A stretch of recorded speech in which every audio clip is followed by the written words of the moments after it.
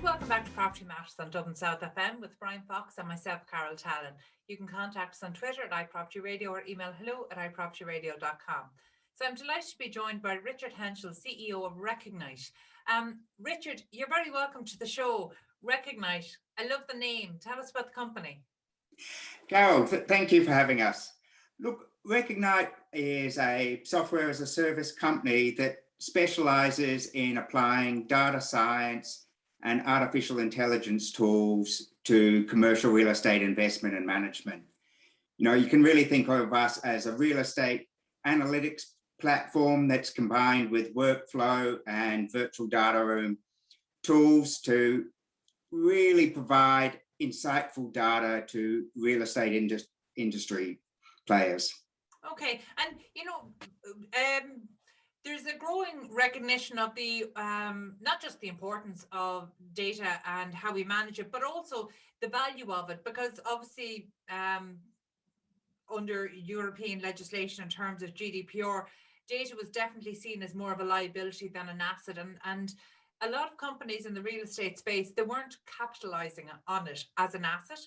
So I understand that Recognyte is it is building on the success of a previous company. So can you talk to me about, you know, what, rather than just data, talk to me about the types of data and the types of insights that your users can expect? Yeah, so the real estate industry has been pretty slow to grasp the value in data. And historically, and I've worked across a lot of major investment classes: foreign exchange, equities, capital markets, and real estate. And real estate has always been the least transparent market. It's the market where there's the widest spreads in terms of, you know, bid and offer.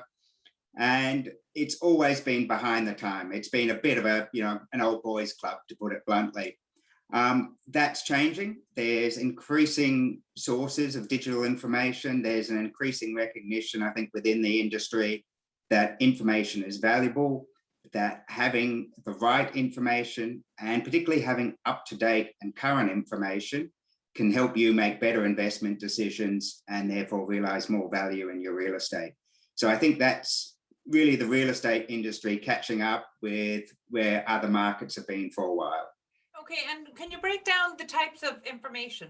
You know, are we talking about information that across a portfolio, or say on a building specific? Are you getting into building usage? No, so at the moment we're very focused on investors and financiers who have very large portfolio of assets. So it's making sure that they have all the right current information around the properties, that, you know, whether it's property title information, whether it's latest valuation reports, whether, and we can take information in a variety of different formats. So we can, using our natural language processing, we can read PDF documents and extract out the important information from those documents. Because typically what you'll find with most big industry players is they'll have some information in Excel spreadsheets, they'll have some information in financial systems, they'll have a pile of PDFs, whether it's valuation reports, whether it's design and development documentation, and then they'll even have a whole stack of paper documents still sitting in file boxes out the back. So a lot of our technology was designed around being able to extract all the pertinent information from those different data sources, cross-check it to find out, to make sure that we've actually got the right data on the right asset and it hasn't been superseded by more current data, and then to enrich that data with a lot of the open source information that's now available. So, you know, we can use geolocation data such as Google Maps to actually go, right, well, we know the address of the asset is, you know, 12 Regent Place, and we can pull down from Google Maps and geolocate that. We can pull down images of the buildings from Google Street View, and we can enrich it with a variety of different source information.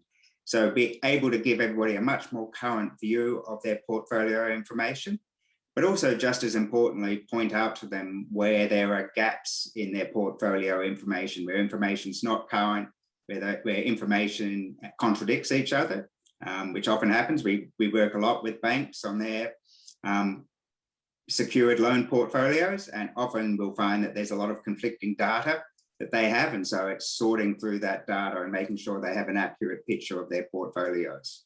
Yeah, you touched on something really important there, and that is kind of the validity of the data going in, because I know in simple terms, we're all familiar with the adage now, rubbish in, rubbish out. So the insights you generate are only as reliable as the information that you're working with. I mean, you mentioned gaps that you can highlight, maybe gaps that the portfolio might have, but the difficulty is that the ecosystem of real estate, so for people going into planning applications or going in for certain areas of compliance, there's a very manual approach taken when you're interacting with the state or with the regulatory bodies. So how is all of that brought together? The ecosystem hasn't kept up with the capability in any way. No, it hasn't, but also you're finding that some countries are actually digitizing quite rapidly. Can you give us maybe who you're seeing? Are you working globally? We are working across Europe at the moment. Okay, tell us who's doing it well. So it's interesting. So for instance, the Cypriot land registry is relatively advanced, and then the Baltic states are relatively advanced, whereas there are lots of other countries that are still based on very paper heavy and very much free-form documents. So instead of having like a form for a title document, they'll still like have a sort of traditional legal document where the information's buried in pages of legalese. So we've actually built our technology so that we can train, it's machine learning, which is basically training your systems. It's, as I've discovered, it's very much like training a child. You give them a lot of information and they learn to pick out the right pieces of information. So we can read those long form documents, pull out the pertinent information in multiple languages and across multiple types of documents. So you mentioned there the Cypriot state and some of the Baltic states as being leaders. Where does the UK sit? And I'm almost afraid to ask the question about Ireland because I know the answer, but say the UK, where is that sitting?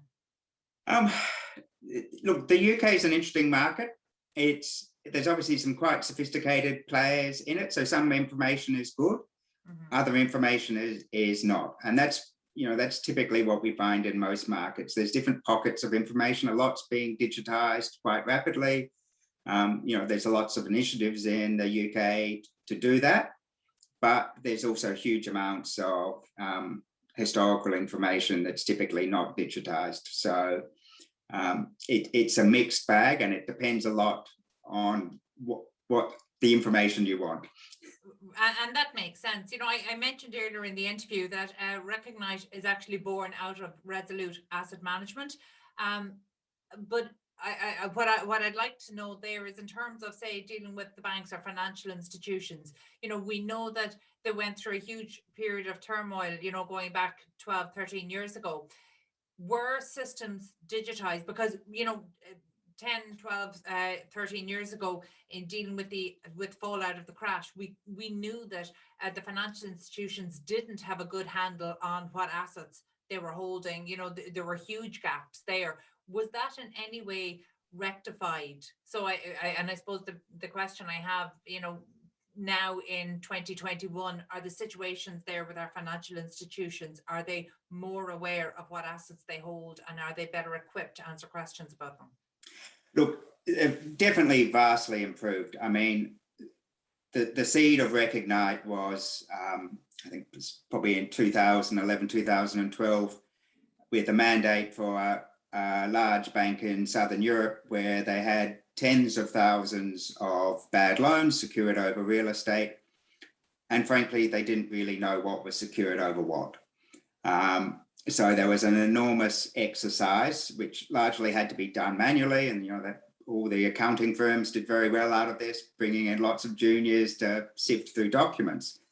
But what we found was, even with manual remediation of data, accuracy rates were often 70, 75%, because those young graduates get very bored after reading their 100th title document, and errors start to slip in. So that's when we engaged our first data scientists, when we first started to build our first systems. And in comparable tests, we're able to achieve remediation rates in the sort of the 90 percentiles versus, the 70 percentile, which is sort of a good remediation rate for a manual process. And we were able to do it in weeks rather than in years and months that it took. And that's before banks have started to improve their systems, which they have also done, but the systems are definitely better, but they haven't spent a lot of money on the sort of collateral management systems that you need to really know where's all my exposure. As a high street bank, can I actually go, I know all of my exposure in Paddington. I know that which houses I have. I can actually look at a street map and go, okay, something's wrong. I have 80% of the new financing in Paddington. Clearly my branch manager is being too aggressive and lending to everybody. Or conversely, how come I have no exposure in Paddington? That sort of data, most banks don't have the ability to do that yet. It's perfectly possible, but with all the other system upgrades they've had to do, with all the compliance and other systems, banks are struggling to get that together. Okay, and what's next for Recognyte? Because look, you've given us a great example of some of the trends or insights that can be gathered from the platform, and we know that this is the type of basic information that, in fact, 20 years ago, people might have assumed banks had that knowledge, or financial institutions or portfolio owners had that type of knowledge. And we know now that that wasn't the case, particularly as we get into larger portfolios. So what's the next step for Recognyte? Look, there's a lot of exciting trends happening in data and in real estate, but one that I'm particularly excited about is the increasing focus on environmental and social factors.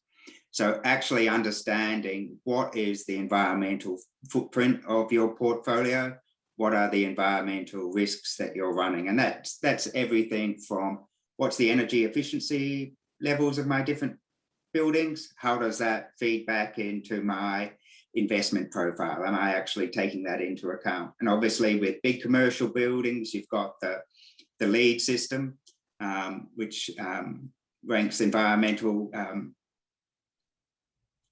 factors, but with a lot of, particularly if you're investing in housing or other portfolios, that sort of information is much harder to come from. It's in some markets it's available, and in others it's not. So it's how do you weave that into your entire picture of an asset, so that you can form a good investment view. Okay, and which of course makes sense. Richard, your company is at the pioneering edge of data and machine learning and how that's being applied to real estate. For you as an innovator, what are the challenges? What stands between what you would like to do for the industry and what you're able to do for the industry? It's always a challenge matching, the immediate needs of your clients with where you can also see the trends going. So, with any client, you need to deliver something that delivers value to them now, and they still want it immediately. But obviously, you can often see that what they're doing is a short-term fix and not really the long-term solution. So, we're developing new systems all the time. We're improving our systems. It's a constant conversation with our clients around, yes, I know that's what you think you want to do, but actually there's a whole universe of additional information, additional value that we can unlock for you. But we have to change our client's mindset to actually see that adds value. And that's happening, but it's always a slow process. It's interesting. It really doesn't matter what the technology it is we're discussing. It always comes back to mindset before we round out the conversation. Thank you, Richard. That was Richard Henshall, CEO of proptech Recognyte. And that's it from us this week. Thank you for listening into Property Matters on Dublin South FM. You can get in touch with the show on social media at iPropertyRadio or email hello@iPropertyRadio.com. We're back at the same time next week. From Brian Fox and myself, Carol Tallon. Stay safe.